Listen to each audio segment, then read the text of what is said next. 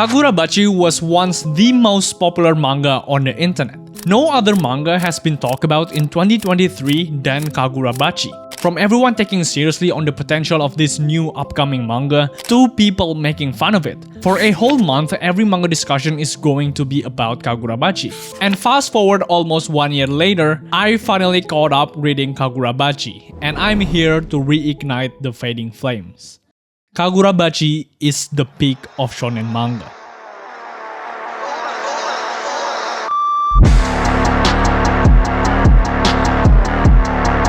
Okay, in all honesty, Kagurabachi looks nothing special. Well, at least if you look only based on the story. In case you didn't know what Kagurabachi is about, Kagurabachi tells the story of a young boy named Chihiro. His father is the best and the most famous swordsmith in all Japan and is known for making a katana that is strong enough to end a war. Chihiro, the young boy he is, really looks up to his father and he also wants to be a swordsmith. He inherits the strong will and the determination like his dad. He wants to someday make a katana that can save the lives of many people. Such a noble dream for an ambitious young man. Certainly there are no bad things going to happen, right? It's false. No way.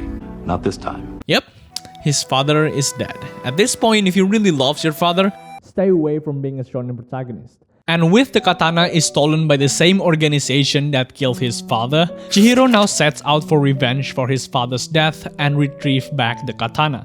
The story then shifts from Chihiro wanting to be a swordsmith to Chihiro training himself to avenge his father. In just 2 chapters. If this isn't the most textbook shonen plot ever written in the history of human mankind. The author basically takes notes from every popular shonen and whoops, now it's my plot. We have seen this a lot in shonen manga and it kinda makes sense why back then Kagurabachi is memed by everyone. But you know what? I don't mind at all. I don't mind if an anime or manga has repeating premises that we have seen again and again as long as they make it entertaining. And you bet Kagurabachi is extremely entertaining. Let me start off with the things that I really enjoy from this manga, which is the art style. I love the art in Kagurabachi. It's a perfect mix of being stylish while easy to follow. Some manga, like Dandadan for example, have arguably better art style than Kagurabachi, but I cannot read Dandadan for more than 30 minutes without having a headache. You can follow every action. You know when he is about to power up, slashing the enemy, jumping into them. Wait, is he throwing the kick? Kagurabachi is super easy to digest and it makes the reading experience a lot better. And the art itself is really detailed. They put out these amazing panels almost every week. And I'm quite surprised that this manga is pretty gory. There is a lot of blood in this manga, so there goes your warning. The fight between Chihiro and I don't know who he is, Mahito from Walmart, is peak, bro. If they can turn this panel into something like this, I have no doubt that when Kagurabachi has an anime adaptation, it easily could go insanely hard. But the art style aside, the main thing that I noticed about Kagurabachi is that there is no waifus. Kagurabachi became so popular in Japan not because they bait you with pretty waifus or fan service. In fact, there is almost no fan service in this manga. The only fan service in this manga is when Chihiro starting to wind up his powers and he says, "It's pageant time." They actually replaced the waifus with Anya.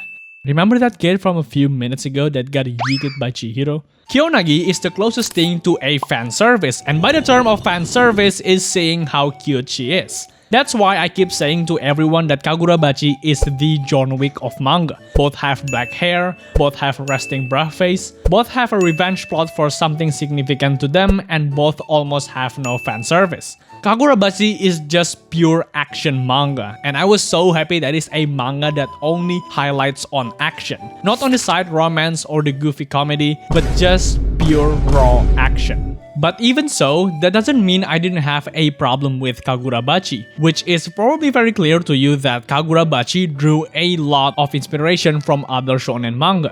As if it was not obvious enough when you see a boy wielding a katana that has a scar on his face, has some powers when he draws the katana, defeating enemies with demon-like powers. But Kagurabachi has its own twists with these inspirations, like how the enemy has demon-like powers but they call them sorcerers.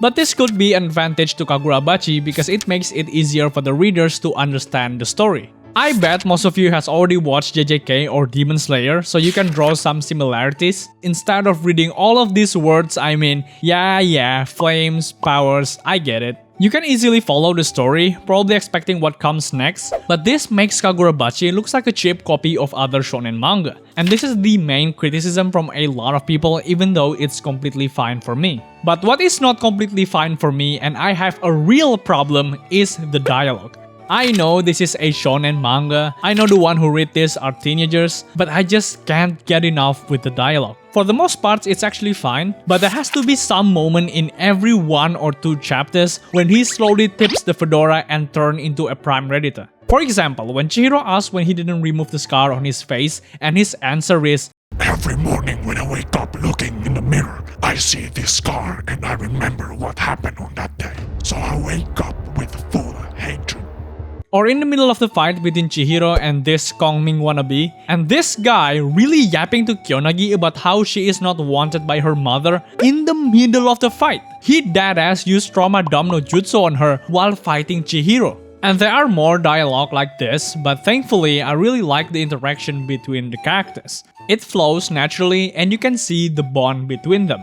So it's never really a big deal for me, and again, I actually enjoy those kind of dialogue because again, you cannot argue with this guy. So after reading Kagurabachi, I can say that this is a very good manga. Obviously, it is not as good as the meme tells us, but I have a lot of fun reading Kagurabachi. I do see some potential, but at this point, with only 40-ish chapters, the story is still rough and the characters haven't been fully developed yet. Even though some chapters really got me hyped and some fights are just beautiful, there is room to improve and a lot to enjoy in the meantime. And I would say Kagurabachi is the most promising shonen adaptation in upcoming years, alongside with other mangas such as Gachi Akuta, Akane Banashi, or Kindergarten Wars. But now we hope the manga keeps getting attention and hopefully we will see the anime soon enough. It took 4 years for Demon Slayer to get an anime, so we'll see. And what do you guys think about Kagurabachi? Comment down below if you think Kagurabachi is the true peak of shonen manga. And if you like this kind of videos, don't forget to subscribe and like the video. And thank you so much for 10,000 subscribers. I have a community post going on in my channel. Since there are only 3 comments, I will wait until the end of August before deciding the video. Are you serious right now? So if you want to see me doing something, this is your chance. And as always, catch you guys in the next video.